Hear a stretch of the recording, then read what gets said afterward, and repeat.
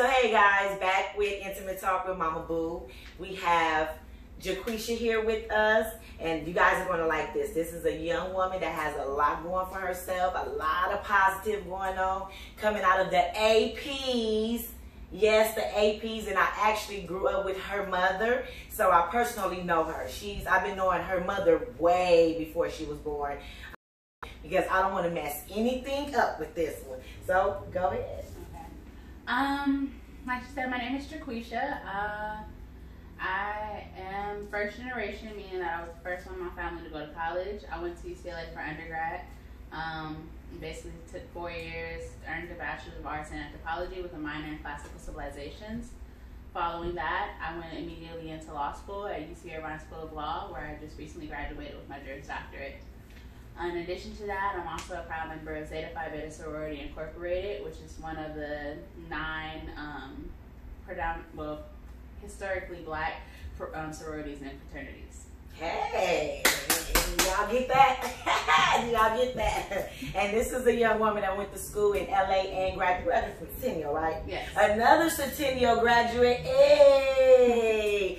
Yeah, so tell us a little bit about, as far as in growing up within the APs and being focused, because I talk a lot about that with young women and men, with whatever it is that they want to do, to stay focused. You know, there's so much other stuff going on, and like you grew up actually in the APs with all the other, you know, distractions. How was it that you was able to stay focused in lockdown? Because I remember from elementary, high school, and junior high, you was like always on honor roll, so you was always being a good kid.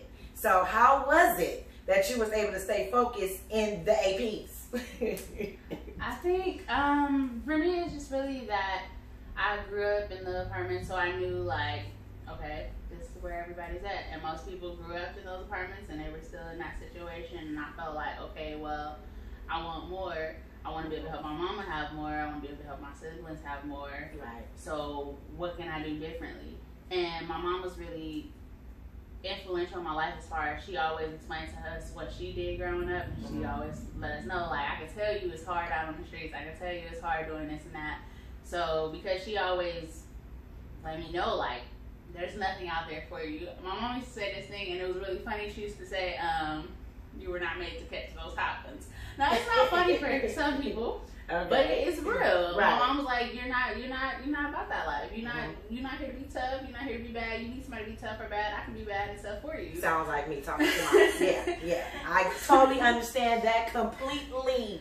Yes. Yeah. So because she kind of made sure that I didn't have to feel like I needed to prove myself. I didn't have to feel like I needed to be, you know, in the mix or anything like that. Right. She made it really clear, like, it's okay for me to go to school and be smart. Right. And it may alienate me from certain people. Like, some of my cousins thought it was weird. Like, I mean, elementary up, they thought it was really weird. They were like, you in there reading? Like, girl, come play. Like, I do remember you being very quiet and to yourself. I do remember that. And I remember the flip side when you was young. Remember that story I've told you before? Yes. She was bad when she was like 3. When she was like 3, she was bad. She was a mess. But once she was in school and all that, it was like you just turned into this quiet. It was like a bookworm, per se. You know what I'm saying? Which is the positive thing, you know, because everybody think that running around and doing the in-crowd things and activities is what it is, and that's really what it's not.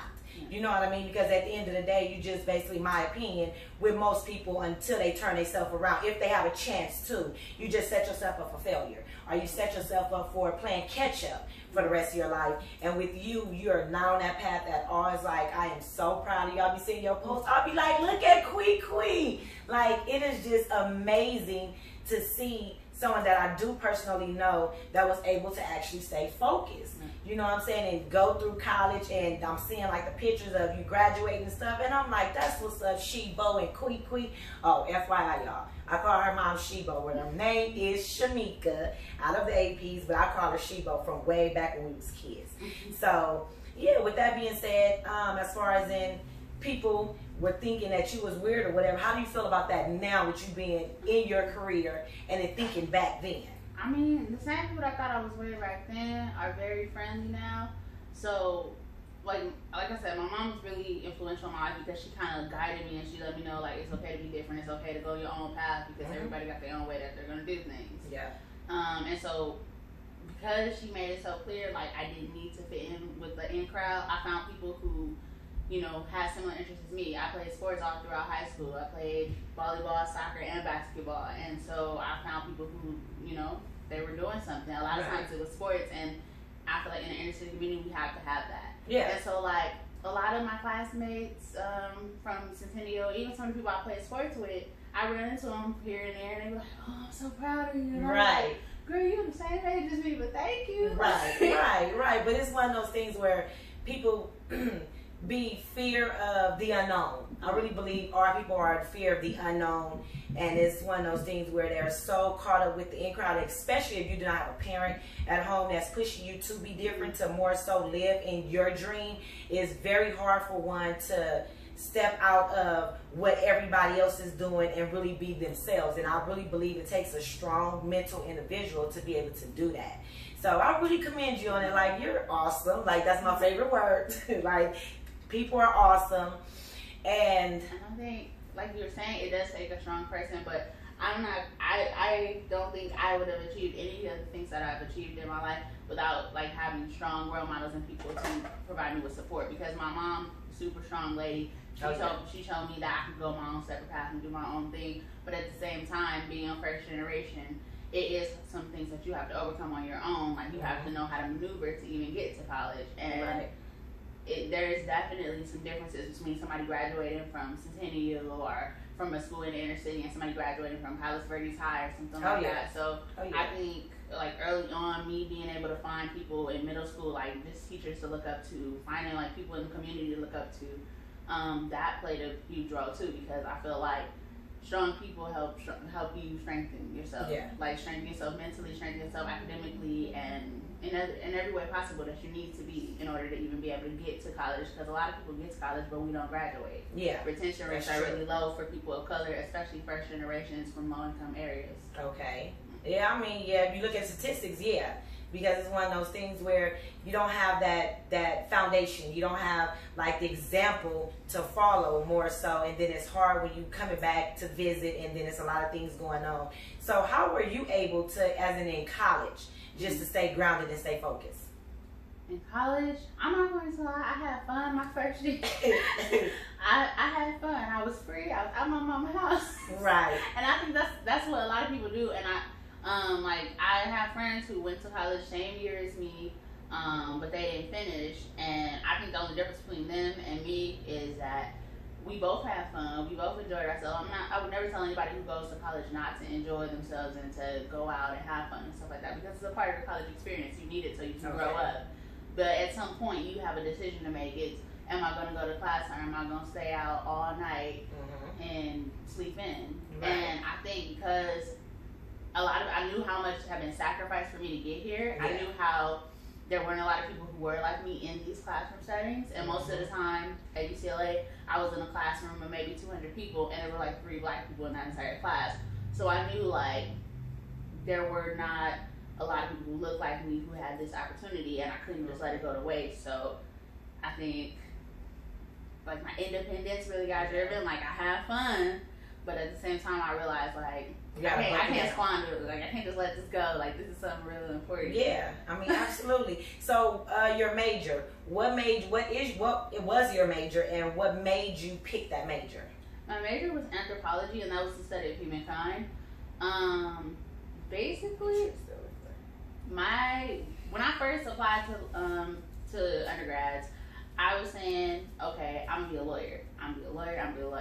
So I was like, well, what do they major in? What do lawyers major in? So I just remember somebody sitting next to me in a computer lab at Centennial saying, well, I'm gonna be a lawyer too, and they major in political science. So like a fool, I applied to political science majors for all the campuses. Okay. I got in as free political science. UCLA had this really great thing where they like set up tables the first day, and all of like the new people come around and we go to the table and we introduce ourselves to the department heads. So I ran up, I'm like, hi, my name is Jaquesha, and I'm free political science, and I'm excited to be here. And the guy looked at me and had such a monotone voice, and he was just like, do you know what political science is? I was like, no, not anymore, no. Right, how you said, like, you threw my whole everything off. So then he started telling me about it, and I was like, oh no, this is not what I signed up for. No, I don't know about this. So I'm freaking out. I gotta hurry and find a major before the end of the day is over. And so I was randomly just walking past like this tent, and this lady was holding a skull in her hand, and I'm like, I'm gonna go over there. I don't know why I wanted to go over there, but I went over there, and she was like, have you ever heard of anthropology? And I was like, no. And she was like, have you ever watched the TV show Bones? And I was like, actually, I have seen that show. It's pretty cool. She's like, she's an anthropologist. And then next thing I know, like, she's like telling me about all the different careers I can go into. And I'm thinking there's only one route to get to being a lawyer. And I think that's like, especially for a first generation, that's an easy mistake for us because we don't know. You can major in anything and go to law school. When I finally did make it to law school, I had people who had majored in music. And really? Yeah, anything. There's no required degree in order to go to law school. So it was crazy to have people who majored in music and dance and all of this stuff that I just thought, that's not law related, so you're not going to get in. Right. And so when she told me about all the different careers that I could go into, and I was explaining to her, like, oh, well, I want to be a lawyer, she's like, you can be a lawyer with this. And so I was like, okay, well, this is a major that I'm interested in, so I'm more than likely going to take the time to do all the reading that's required, do all the writing, get good grades, because ultimately to get to grad school, I have to have good grades. So that's when I was like, okay, I'm going to do anthropology. Okay. So it was basically you just went in not really understanding what it is that you was trying to go in, and you just had to figure that out within one day by yourself. Yeah.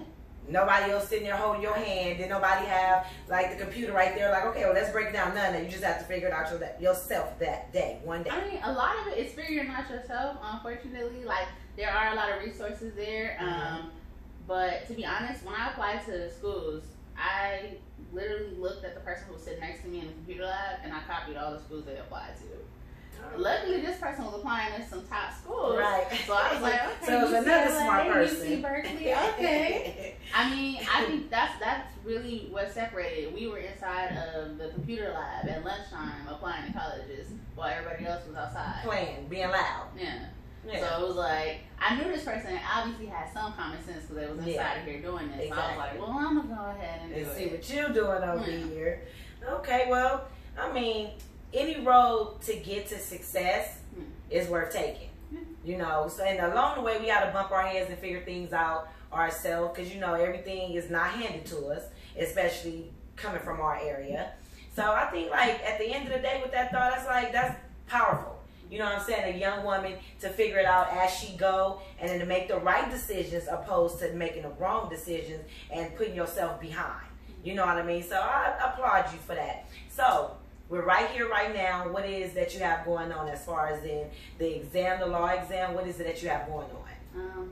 Well, I recently took the bar exam, the California State Bar exam in July 2019, and I didn't do well. I didn't pass. Not by a large margin, but I didn't pass. It's one of those, either you pass or you didn't pass type situations. No, it doesn't matter how close you got. So now I'm just back to the drawing board. I'm studying and I'm trying to get as prepared as possible so that I can take it again in February 2020. Oh, you gonna pass. you gonna pass. You gonna pass. See, you guys have to keep on with whatever it is that you really want to do. You cannot give up. We have a young woman sitting right here. As she just said, she did not pass the first time. Second time, you're going to pass. This is another smart kid. This is a smart woman. You know what I'm saying? So I know that it's in you.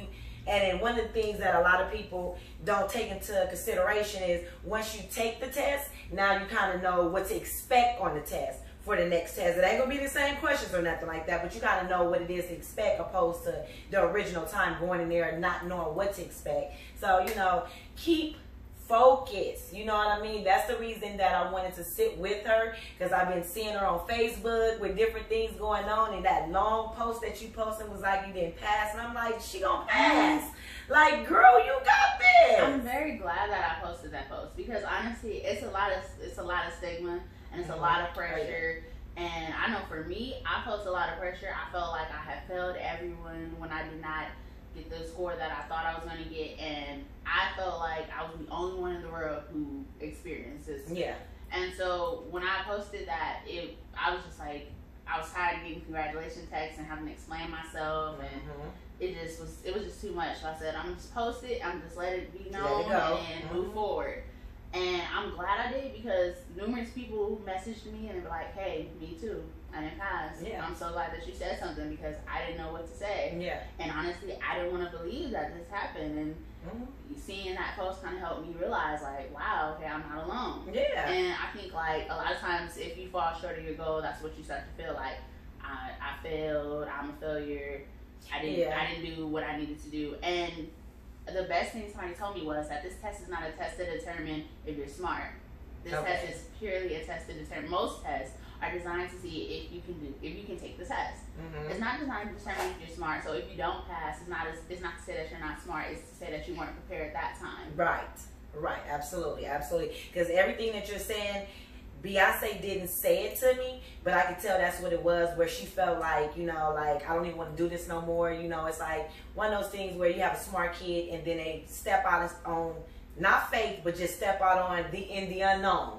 And she took the Air Force test 2 times and didn't pass. And the other day, Wednesday, she took it for the 3rd time and she passed. So, it was the pressure on, because, you have 3 chances to take the test, and once you fail it the 3rd time, you have to wait 6 months before you can even take it again.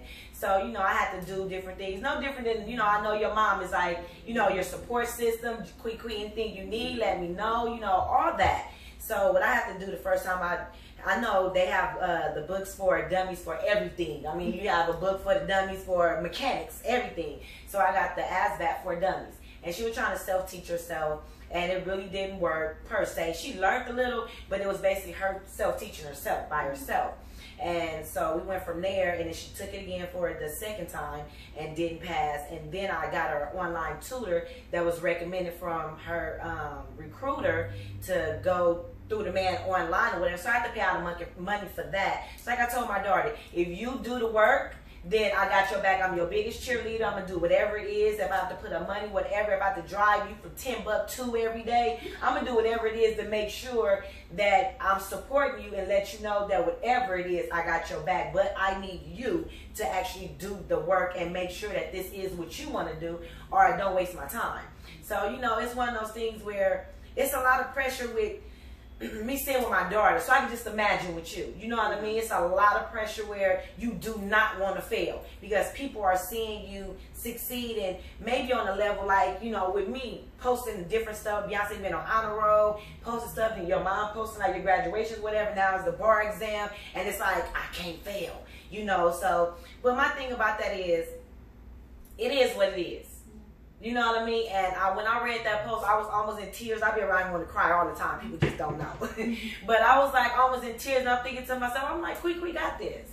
That's why I said what I said, and I'm like, Quick, we got this. And then I started the little intimate talk with MomaBoo, and I'm like, I have to get her on here, because I want other people to see that may not be a lot of women or young women like you and my daughter that's in the inner community, but you guys do exist. You know what I'm saying? Instead of highlighting what's highlighted on social media, you know what I'm saying? We need to start highlighting our own kids that's actually doing something in a positive manner, and make that be the new trend. You know what I mean? Because the new trend is so whack, if you ask me, with what everybody's doing and all the disrespect and the don't care and just academics, they don't care. It's just whack. And basically setting themselves up for failure. Yeah. But like how you were saying, you had to get her resources. That was something that I had to learn. Like you said, I felt like I was smart. I thought I was always really, really smart. And so it took me failing for me to realize that it's okay to ask for help, and it's okay to reach out and get resources, and to tell people, hey, I need help. I need to know how to do this. And when I did start doing that, I was amazed by how much support was out there. Like, there's this guy who helps people pass the bar all the time, and he literally was like, all I want for you to do is be young, black, and determined. That's all I need you to do. I can dig it. That's awesome. And there are so many people who were like that, who reached out to me later and were like, what do you need to make this happen? And how can I help you? And if I can, I'm going to do it. And I did not realize that I thought I was doing this on my own. I thought this was my own battle. Like, nobody understand. I was just doing it. And then I realized I had a whole, like, community, and I had, like, a whole bunch of people who were just willing to do whatever they could to help me. Oh, yeah. And it's one of those things where we see young women like yourself and young ladies like Beyonce, and we don't think they need any help. You know what I'm saying? Because what we see is they're so smart, they're so focused, they're so driven, they got this. But they're human too. You guys are human too. You know what I mean? And you guys go through different things where it's like, I need help, but sometimes people be not wanting to ask for help. But like you say, with that post or whatever, you got all that response, and it's like, damn, well shit, I didn't even know all that. Like, I didn't know that people was thinking like that. But that's a good thing to the community too, outside of the negativity. There are a lot of people. I take it as everything happens for a reason. Yep. And that, I know for me, getting that first L. Whew, It hurts. It still hurts a little bit. It still hurts a little bit. But getting that first L, it definitely gave me a lot more humility. It brought me back, and it let me realize that I'm smart, yes, but I don't know everything. Yeah. And it's okay to ask people for help, and it's okay to reach out.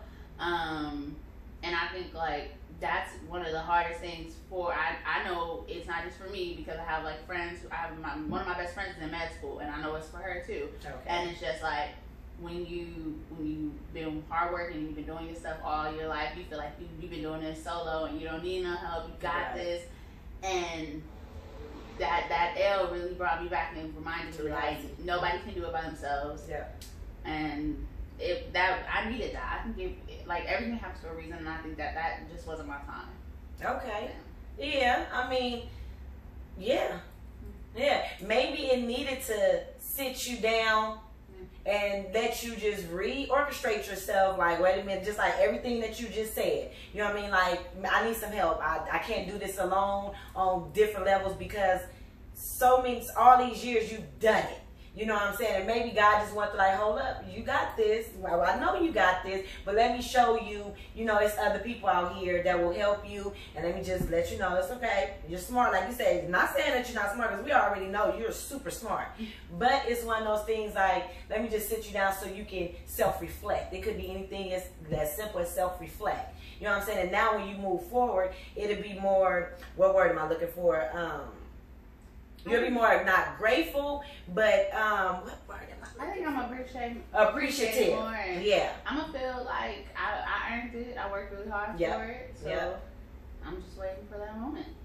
It's coming. And prepping. That's all I can do. It's coming. It's coming. So shout out to Sheba, girl. You did that, girl. Like, shout out to you. And is there anything else that you want to say? Because we about good with this. I just need to get you on this couch, and I want you young ladies to listen to this. And if you guys have any comments or any questions, of course, you know to leave the comments in, and I will respond to you. And if anything that you guys need me to ask her, as far as the people that are on YouTube, then I will relay the comments and questions to her a little bit at a time, because she has things to do. Okay, she just can't be answering questions. I'm not going to be texting her, bothering her. She have a whole nother test to take. Okay, so as long as you understand that. But leave the comments below. So is there anything you want to leave us with?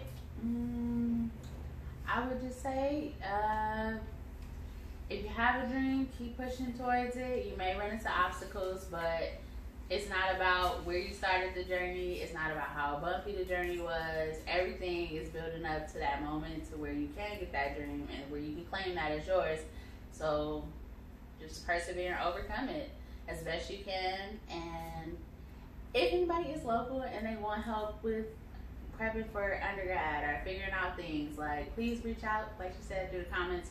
I'm always willing to help as best I can. And with that being said, I'm not even going to say nothing else. This is Intimate Talk with MomaBoo. We have Jaquesha here, a.k.a. my baby Quee. And thank you very much.